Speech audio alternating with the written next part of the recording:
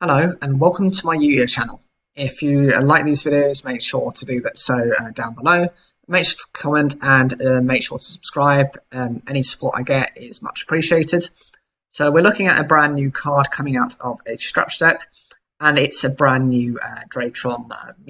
It's called Draitron Meteoronus equals QUA.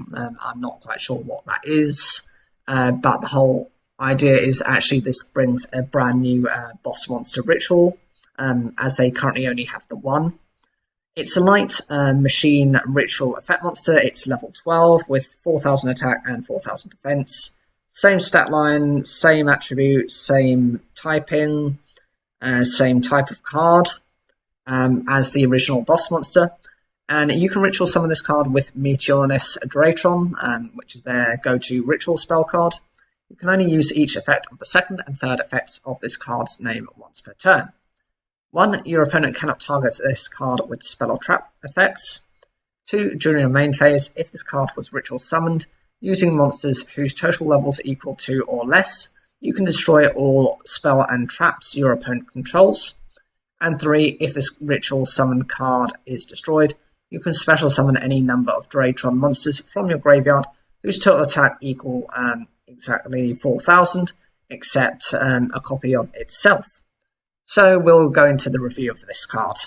The first effect, it's only to do with spell and traps. A lot of removal now is done through monster effects, so you could easily just get rid of it that way. Alternatively, you could do something like use Battle Effect Veiler to negate its effect.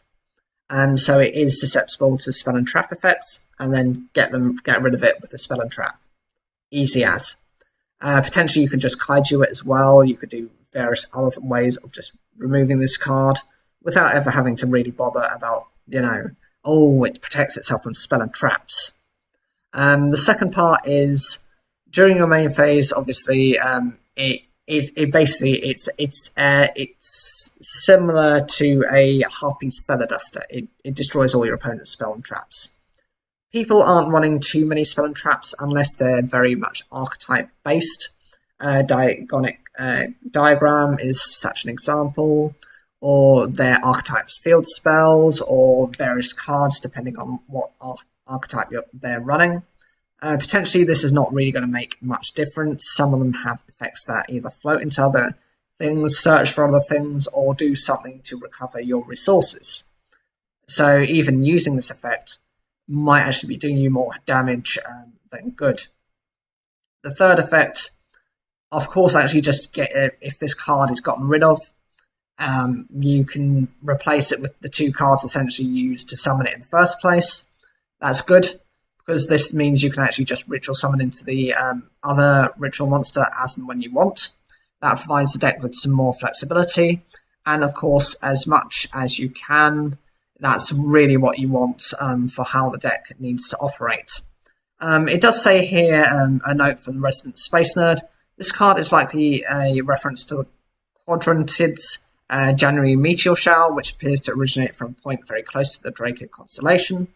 Incidentally, the Quadrantids themselves are named for an obsolete constellation, the Quadrans Muralis, which would have occupied the border between Draco and Boots had it not been discarded when the 88 modern constellations were chosen in 1922. So that's kind of the origin of this card and its naming. I don't see this card as being as good as the previous one. It's okay for what it is, but yeah, it's just not that good. Whatever you think of this card, leave it down below, like the video if you enjoyed it, and don't forget to subscribe.